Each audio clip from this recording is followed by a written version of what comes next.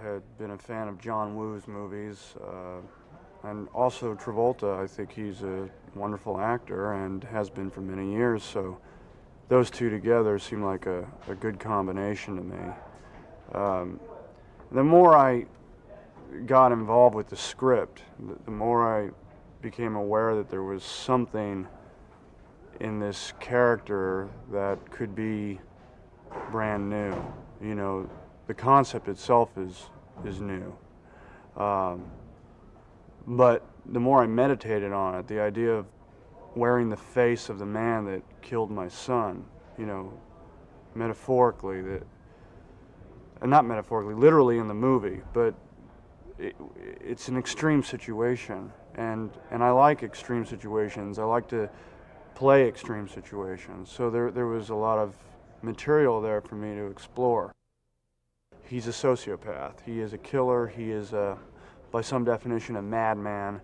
He is brilliant, and he is a very he's one of those guys with a huge appetite for sex, for money, for clothes, gold, killing. Sean Archer is a decent man who has been broken by an enormous family tragedy, the highest level of grief in the loss, the murder of his son. And it's downhill from there. You know, it begins with a man who's lost his grip on wanting to live, who's lost his passion to live because of this terrible tragedy. And it's obviously understandable, but needs to find closure somehow.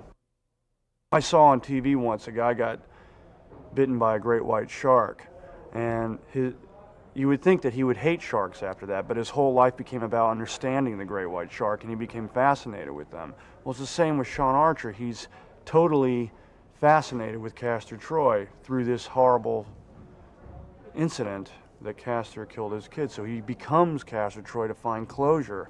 He becomes the enemy to try to solve this, to put this thing to bed, to find justice for the death of his son. He wants to, his whole motivation is to get, to avenge the death of his son, really. I mean, there is the level where he has to find the bomb and stop it, but also he wants closure. He wants Castor Troy dead. Sean Archer is presented with this proposition that we can literally take your face off and put the face of Castor Troy on you. Now, you're going to look like Castor Troy, we're going to put something in your throat to make you sound like Castor Troy, and you're going to go to prison and be Castor Troy and get information for us. And they do it surgically. They do it by altering the sound of his voice. And what that does is give both Travolta and myself a chance to do something that I feel really hasn't been done before, which is to capture each other's essences and then try to run with it and make these different characters seem real. John and I didn't know each other before this, but we quickly realized in the rehearsal process that there were enough similarities in rhythms and gesture that we didn't need to worry too much about modeling each other. We did find certain scenes and gestures that we could agree on that we would mirror, you know, and there's a scene at the beginning of the movie where John Travolta is very upset because he has to go on this mission and he can't tell Joan Allen that I have to go, and he wants to tell her so bad, and he kind of goes, oh God, and he does this, and I said, okay, good. Now when I go back to the house after I break out of prison, I'm going to find a way to say, oh God, and do this, and so that we have the same, we mirror one another.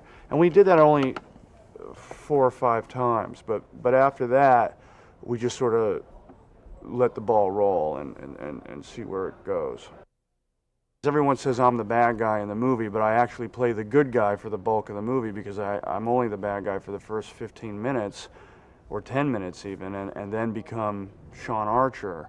So, and then vice versa, he he becomes the bad guy.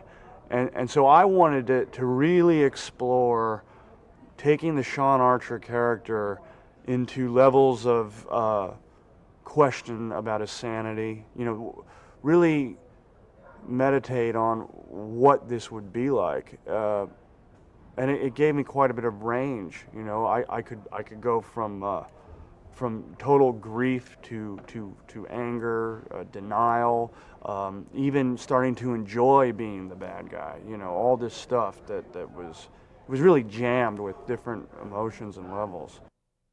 I think that John Woo's approach is really like a dance. I mean, and I know people have said that about him before, but it's extremely apparent to me working with him that, I mean, he has moves, specific moves that he'll give me where I think, well, what am I, Rudolph Nureyev? I mean, he'll make me spin around and whip the gun out from the back and go. It's wonderful. It's totally brand new. It's always more fun to play the bad guy. I mean, because you can really cut off from that. You can just play. Sometimes playing the good guy who's being put upon can be kind of a downer. But anyway, there's enough of both here that I think that people will get what they want.